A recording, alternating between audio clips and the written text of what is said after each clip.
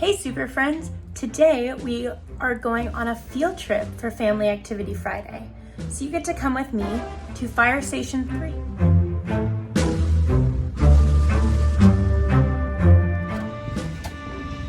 Hi everybody, welcome to Ramara Fire and Rescue Services Station number 3. I'm Phil Harrison, I'm the District Chief here. And I'm here today to give you a tour of the station and truck. Why don't you guys come on inside and we'll have a look.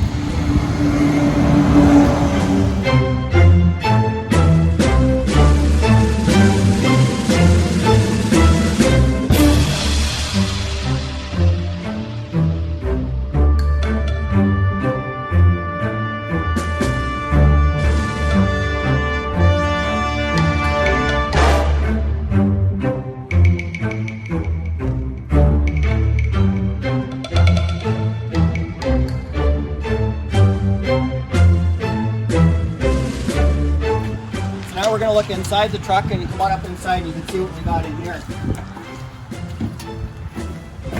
So in here what we have is 3 air packs for the firefighters to wear when they go to a scene. They've got the seats here. They can jump in the seat, put the pack on while they're riding in the truck, and then when they jump off the truck at a fire scene or any type of call we go to, they're right ready. And then what this area also houses is all the pump controls. Pump 3 is a 1,000-gallon per minute pumper with 1,000 gallons of water on board. So we're able to pump lots of water. We're a very rural area up here, so we don't have any hydrants, so we have to carry all our own water with us.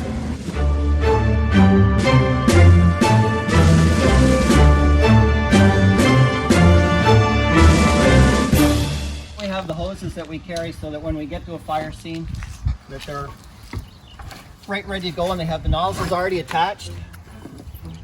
They're attached right to the truck, so we're all ready to pump and roll when we get to a scene. And we've got 2 of these pre-connects on this side of the truck. There's one in the front bumper and another larger one in the rear. In our first compartment here, what this houses is all our tools and hose appliances, hydrant kit, various spare nozzles, and other appliances, gated wise, adapters, hose wrenches, anything that we need as the driver operator of the truck to do up hoses, undo them, and outfit extra lines if we need to. Compartment 2, we have more air packs. This truck carries 7 air packs, so we can outfit most of the arriving firefighters on scene and save lots of air. They vary between 45-minute packs and 1 hour, so that we can have a variety of lengths of time depending on the tasks that we're doing at the time. Compartment 3 here, we have some fire extinguishers. We have water extinguishers, dry chem extinguishers, depending on the type of fire we're expecting to put out. On the bottom tray here, it slides out. The various floating docks. A lot of this equipment we use because we have no hydrants, floating docks that we'll put in a river, a pond, or a lake that we can draft the water out from to supply the truck and fight the fire with.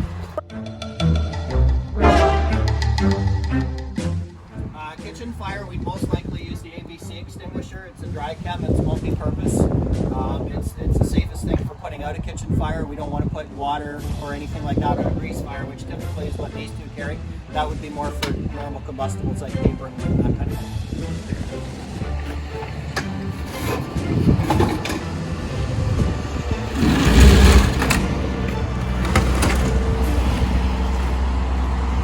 In the back of the truck here, we have our Blitz fire nozzle, which is a portable nozzle that sprays about 500 gallons a minute of water. We can use that for extinguishing fires, exposure protection, propane tanks, that kind of stuff.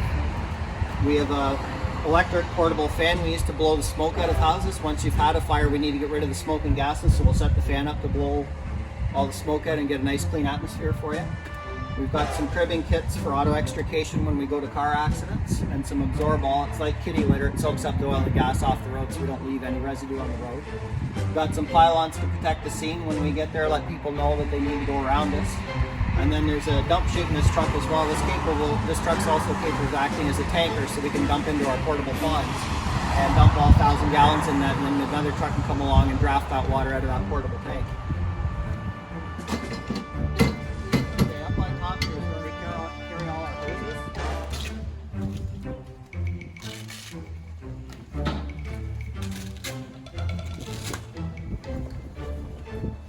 This is where we carry all our hoses. an extra pre-connect here. There's some 65mm hose here that we can use for supplying another truck or using to attack the fire with. And then over here we have our what we call our large diameter hose. It's a 4-inch hose that we can hook to a hydrant or relay between two trucks, and it transfers more water a lot quicker, and it's typically a supply line.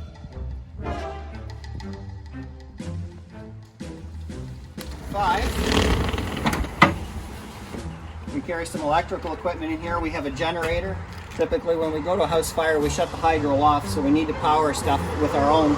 So we carry a generator, portable lights, extension cords. We have a large reciprocal rotating saw here with a concrete or metal blade on it that we can cut through just about anything with. And then we have some come-alongs, winches, extra extension cords, and some various hand tools for auto extrication, again for cutting people out of cars after they've been in a car accident.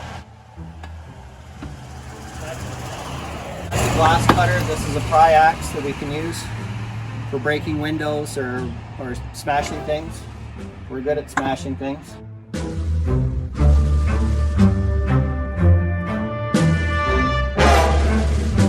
And some gas for the generator.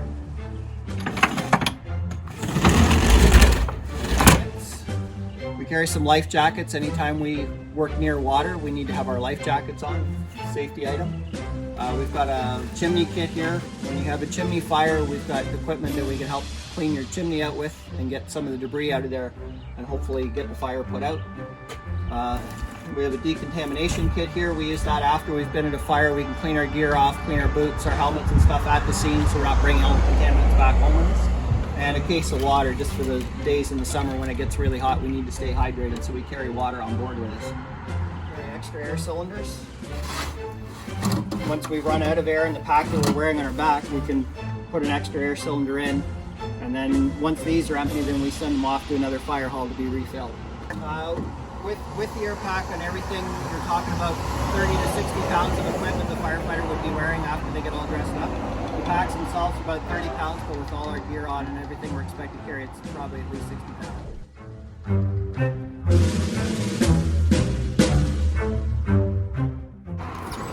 Department number 7. Department 7 is mostly medical. We run a lot of medicals here in Ramara Township. So we have a first aid kit, an oxygen kit. We carry a defibrillator as well for restarting people's hearts if they've had a heart issue.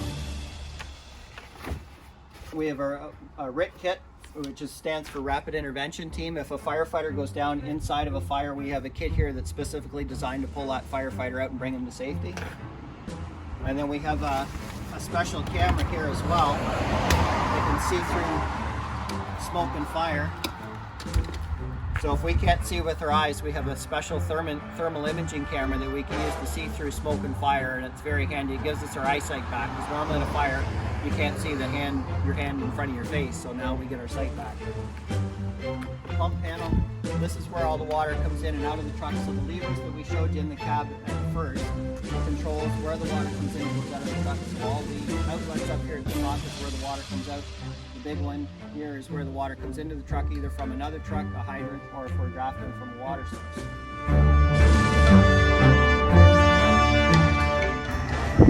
So around the front of the truck here, we have a couple of attachments here. This is a suction line that goes on the front bumper. So we can draft from the front of the truck if we need to. As well as a hose line in here that we can use. It's a little easier to get out of the bumper. We can use it for car fires, garbage fires, grass fires that are close to the truck, and that type of thing. It's about 150 feet of line.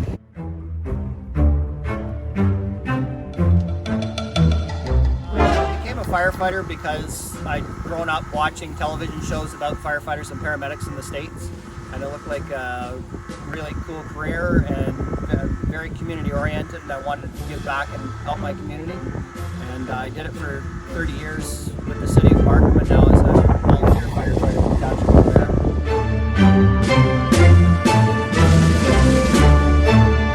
First of all, going to recognized college or university that offers firefighting programs.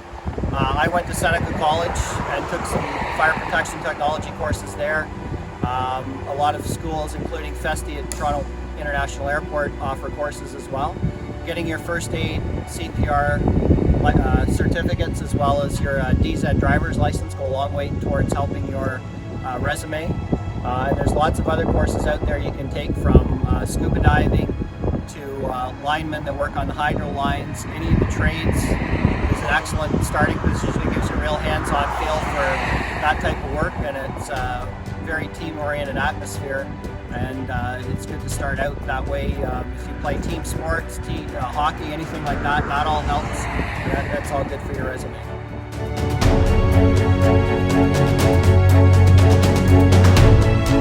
Actually, my favorite Paw Patrol character is Marshall. Okay. So now I'm going to show you some of the gear we wear. This is called bunker gear. It's a protective garment that we wear to protect us from heat and smoke when we go into a fire. It's like wearing a big oven mitt. If you can imagine right now in the middle of July, going home and putting on your snowsuit and running around in the backyard. That's kind of like what this stuff is like wearing. So I'll go ahead and demonstrate how we put it on.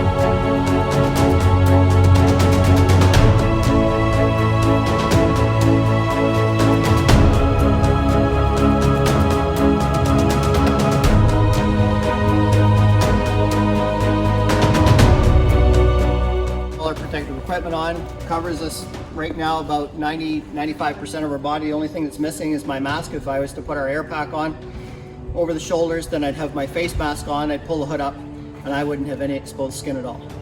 I want to thank everybody for coming to Station 3 today and seeing Pump 3 and Station 3 at Ramara Fire and Rescue Services. Everybody have a great summer. We'll see you soon. I hope you guys learned lots from Firefighter Phil. We'll see you guys next week for First Splish Splash Water Week. Bye, friends.